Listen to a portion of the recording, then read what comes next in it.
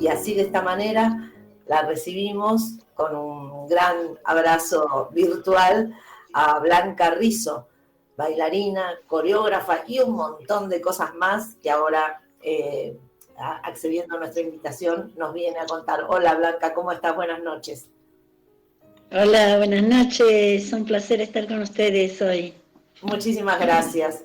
Bueno, acá estamos justamente con Juan Manuel, que es un amigo tuyo, que te conoce personalmente, y la verdad es que hoy queríamos hablar con vos, aparte de tus dotes profesionales y artísticas, que ahora nos vas a contar qué estás haciendo, si tenés ganas, porque esta es una semana muy especial. Esta es una semana del 23 al 30, que hay un montón de actividades artísticas en una lucha realmente muy enorme que llevamos las personas contra la trata. Y justamente el título es Se trata de no más trata. Y ese es un aspecto que a nosotros nos interesa mucho también, justamente por ser vos un artista y por tener este compromiso social y tratar de cambiar un poco las cosas que están mal en el mundo, ¿no? Como la trata de personas, de mujeres, de niños, de niñas, para su explotación sexual, para para los órganos, para sacarle órganos. Hay historias tremendas y tenebrosas. Y quería saber yo, antes que nada, ¿en qué estás vos comprometida en este tema? Bueno, yo soy de los años 70, tengo 63 años, y en mi casa, antes del golpe, pusieron una bomba que tiró la mitad de la casa abajo en el 75. Uh-huh. Entonces, de alguna manera, por ese motivo, de alguna manera yo siempre estuve ligada al tema de los derechos humanos. Entonces, todos los 24 de marzo, cuando se cumple el aniversario del golpe, iba a las marchas. Y en algún momento, ahí por el 2007, 2008, me empezó a hacer ruido ver que no aparecían las caras de las pibas desaparecidas para prostitución, que no aparecían jamás en las marchas de los derechos humanos. Y me lo empecé a cuestionar, a preguntar, y sentía que nadie hablaba del tema, o muy poca gente hablaba del tema. Y bueno, así que en el 2008 aproveché justo una invitación de una alumna. Yo daba clases en la Universidad de las Artes, en Artes Dramáticas, entrenando actores, y una piba que estaba estudiando dirección me invitó a una performance en la Facultad de Abogacía que se llamó Cuerpos en Venta, o sea, el título lo puso ella. Uh-huh. Y iban a hacer 3 performances simultáneas. Así que bueno, ella hizo con otra piba una cosa con perchas y ropa, unas tamboras, y yo decidí, me compré un vestido de red que me dejaba prácticamente desnuda, y me puse unos códigos de barra, me tapé la cara con un tul, y convoqué a alumnos míos en ese momento que ponían en unas cartulinas negras un poco de talco y me lo iban acercando, y cuando yo pasaba lentamente caminando, dejaba unas huellas bastante imperceptibles en el piso lustroso de la Facultad de Abogacía. Y como diciendo que, bueno, estas cuerpas, estas mujeres, tan poco visibilizadas, dejaban una huella bastante imperceptible, pero que la teníamos que ver. Ese era el sentido de mi performance. Sí. Y justo fue dentro, en el marco del un foro internacional interamericano de la mujer. Así que la hicimos cuando las mujeres salieron del Congreso y nos vieron, digamos, lo hicimos en ese contexto. Y a partir de ahí no paré de hacer ese tipo de performance, me empezaron a convocar algunas feministas.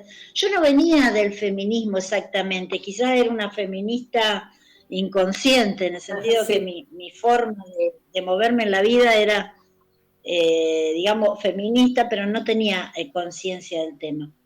Y bueno, y ahí me fui haciendo, digamos, a partir del 2008, haciendo estas performances, leyendo más, enterándome más, y me di cuenta que era una cosa muy, muy tapada, aún dentro del feminismo. Es un tema muy difícil, ¿no? De sacar a la luz, de que le den espacio en los programas, en los medios. Es un tema, porque es muy tremebundo también, y las personas tenemos A ver, como, a veces, como... eso es una... Espera que me parece que está mi alarma sonando. No. No, era mi reloj. Está bien, no hay problema. Nosotros decimos que hacemos radio casera. No sabemos si es la alarma de que te levantás o que te acostás. No era la alarma para esto, pero la puse mal. Qué lindo. Bueno, sí, yo quiero agregar... Estaba diciendo algo muy interesante, que es la poca visibilidad que tiene esto, ¿no? Porque es un tema escabroso. Así que bueno, nada, primero que nada saludarte y felicitarte por la lucha. Sí, en realidad yo creo que la máquina prostituyente, yo tengo una charla que se la ofrezco que dura media hora, que es una síntesis que hice, que se llama La máquina prostituyente. Tiene 4 ruedas y es como una roldana que va y mucha gente me ha dicho, es la primera vez que entiendo de qué se trata todo esto. O sea, fue una síntesis que hice en mi cabeza, no pretende ser algo altamente teórico, pero hoy, por ejemplo, se lo di a 120 abogados a la charla, o sea que evidentemente está funcionando.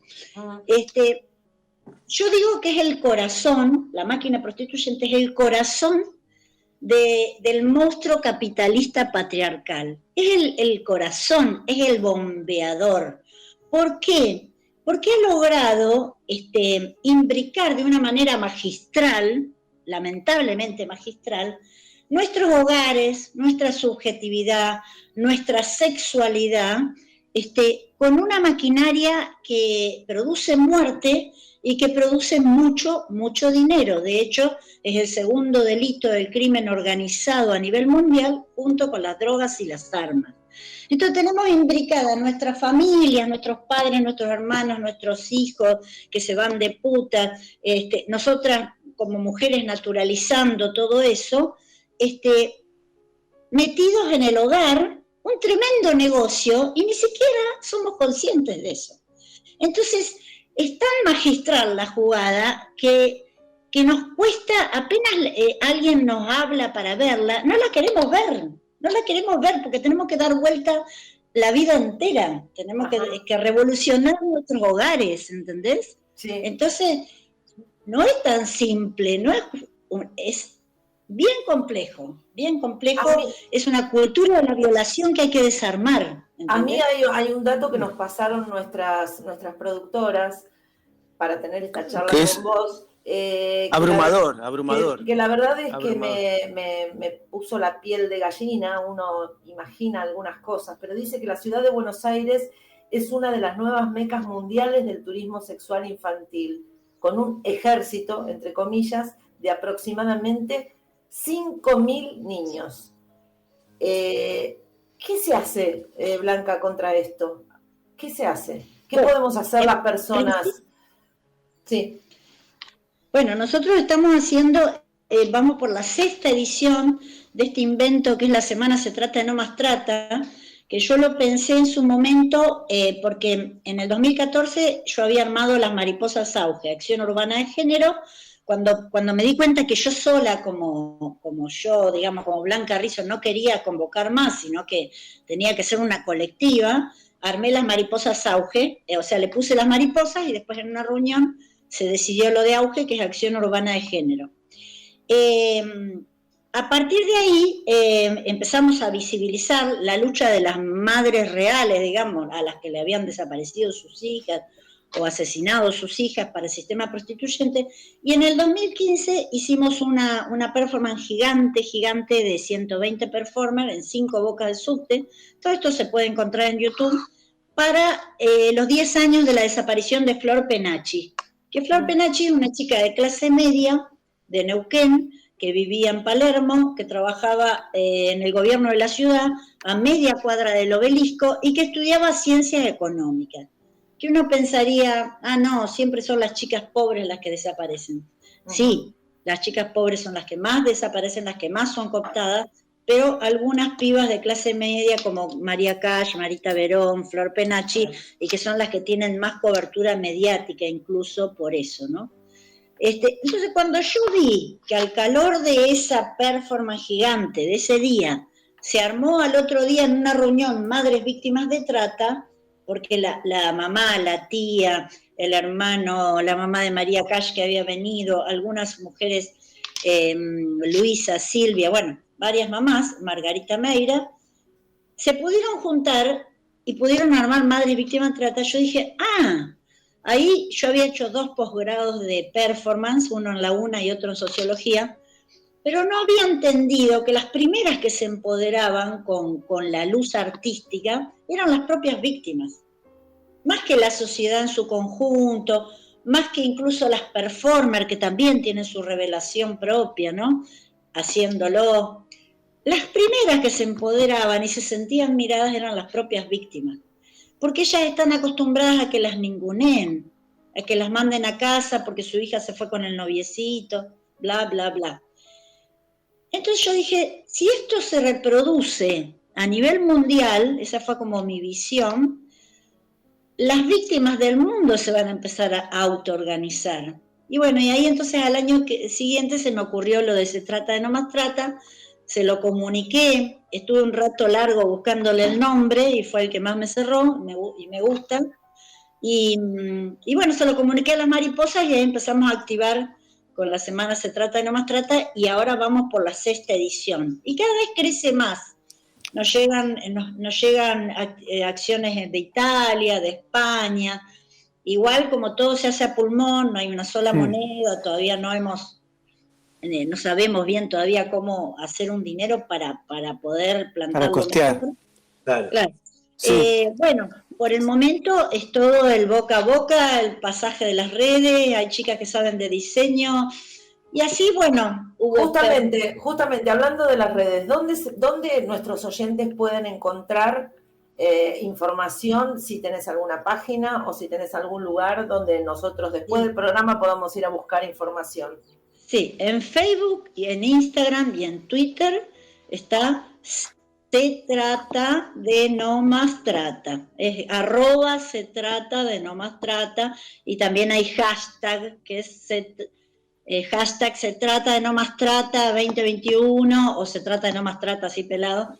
Y después en Facebook lo mismo. Y también podés entrar a la página de Las Mariposas Auge porque estamos directamente ligadas. Y entonces también ahí vas a encontrar mucha movida performática, digamos. Blanca, yo quería... Perdón, si terminaste. ¿Terminaste de la información? Sí, creo que sí. Bueno, Se Trata de No Más Trata, la semana que de alguna manera sos un poco el cuerpo mitológico primero, y yo quería contar eso, si tenía que presentarte, quería contar algo nuestro, digamos, es que se trata de poner el cuerpo, ¿no? Vos como artista, yo me acuerdo que en una época le contamos a los oyentes, las oyentas, que andábamos mucho y a cada lugar donde íbamos y había una música y había un lugar y se armaba una zapada, Blanca estaba ahí poniendo el cuerpo para celebrar esos encuentros de alegría o en algunos casos de protesta o de pelea, como en este caso, ¿no? Que le pusiste el cuerpo a una situación tan dura, tan tremenda. A mí, como Alejandra, me impactó ver el dato, sobre todo de la plata que maneja, más que el narcotráfico, y de la cantidad de millones de personas que desaparecen en el mundo, ¿no? Millones de niñas, niños y gente adulta. Te quiero hacer una pregunta, estamos cortos del tiempo, pero ¿qué pensás de las personas? Recién hablábamos mucho de los niños que son secuestrados para este negocio atroz, espeluznante y que de un entramado tan complejo donde debe haber tantos estamentos involucrados, por lo que intuyo que se debe hacer tan difícil visibilizarlo. ¿Qué pensás vos de las personas mayores de edad que eligen la prostitución como un trabajo? Si crees que alimentan, si, digamos, hablando de patriarcado, ¿no? Y de una herencia patriarcal como lo que es eso, dar su cuerpo a cambio de dinero.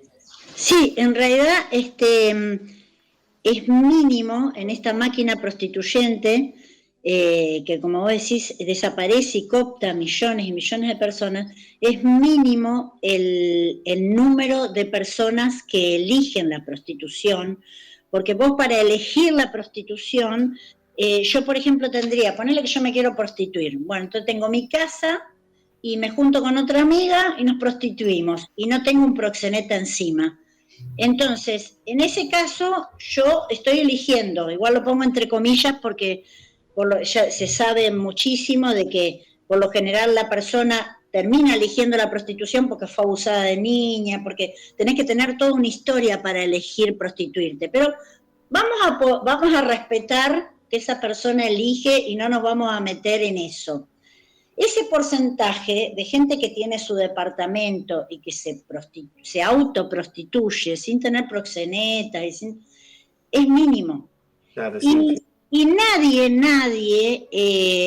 las tiene que perseguir, sean mujeres o travestis o trans, mayores de edad, por supuesto. Nadie las tiene que perseguir, ni siquiera este país que es abolicionista. ¿Qué quiere decir abolicionismo? El abolicionismo persigue el proxenetismo ajeno. Si yo exploto a otras personas, si yo exploto, a mí la ley abolicionista me persigue. Pero a la prostituta jamás hay que perseguirla, a la prostituta es una víctima, aunque dé su consentimiento, es una víctima, y hay que proponerle políticas públicas de salud, vivienda y educación. Hay un país, por ejemplo en Suecia, se hizo una política de 3 patas. Se hizo una gran educación en las escuelas secundarias, explicando que las mujeres no somos mercancía, somos sujetas de derecho en la secundaria, que es donde los pibes nacen a la sexualidad de alguna manera.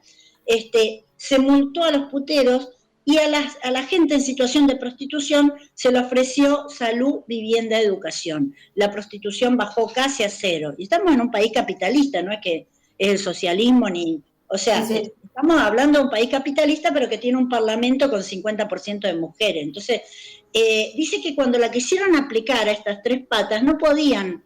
Y no entendían por qué no podían. Y era que todos los funcionarios que la tenían que aplicar no la entendían. Tuvieron que retroceder, formar a todos estos funcionarios, darles talleres de género y un montón de cosas para que se pudiera aplicar. Y recién ahí funcionó esa política. Entonces hay gente que me dice, bueno, por eso es Suecia, acá estamos en Sudamérica, acá las pobres van a ser putas toda la vida. Yo no puedo, las guerras existieron toda la vida y yo no peleo para que haya guerras, peleo para que haya paz. ¿Se me hace cuenta de que hace mucho que existe? Sí, no por eso está bien. No por eso está bien, porque sea algo que sea común y que estemos hasta acostumbrados de alguna manera a eso. Yo creo que uno se tiene que seguir rebelando ante las cosas que están mal. Imagínate, la ley de cupo laboral travesti y trans empieza de alguna manera a corregir esto. Las travestis, ¿por qué viven solo 35 años? Porque las pobrecitas, a los 9, 10, 11 años, cuando se empieza a despertar tu sexualidad, en tu casa te dan una patada y te dejan en la calle. Las pibas creo que muchas cosas, a los 11 años. Muchas cosas, como la ley Micaela, también están yendo para ese lugar. Lo tendríamos que tomar con muchísima más responsabilidad y seriedad, y tendríamos todos que conocer el contenido de esas leyes y seguir luchando para que haya más leyes que, como vos decías, ¿no? Como el ejemplo que contabas de Suecia. Blanca, nosotros tenemos un tiempo acotado, nos interesa muchísimo todo lo que estás diciendo y yo me quedaría hablando toda la noche con vos, todo el programa, pero tenemos que terminar la entrevista y siempre terminamos haciéndole la misma pregunta a todos nuestros entrevistados, que esta vez te la va a hacer Juan Manuel. Dale. No te escucho. Bueno, te la hago por esta me toca preguntarte algo medular en este programa y en la vida. ¿Qué es el amor para vos? El amor para mí es como un estado, que de a ratos lo logro. En estos días, por ejemplo, me sentí enamorada todo el tiempo. O sea, hoy fui a acompañar a una grupa de jóvenes que se llama Vibra Mujer, la estuve acompañando en la calle y disfruté un montón. De ahí me fui a ver unos amigos, comí con ellos, me tomé un vino, me dormí una siesta en la casa de ellos y disfruté un montón. Ahora estoy acá y disfruto. Cuando yo estoy en ese estado enamorado, me encanta la vida. A veces lo pierdo. A veces lo pierdo, y agárrate, Catalina, porque cuando lo pierdo, bueno, ahí tengo que ir a tomar mucho sol, hice huerta en mi terraza, me voy y me paso más horas con mis plantas, tengo mis recursos cada vez más aceitados. Cuando veo que estoy entrando en la zona baja, rápidamente me voy Sabes cómo salir. Y bueno, para mí eso es estar enamorado, más allá de, bueno, me encantaría también que aparezca un lindo novio, pero por el momento... Bueno, ¿quién te dice quizás este programa?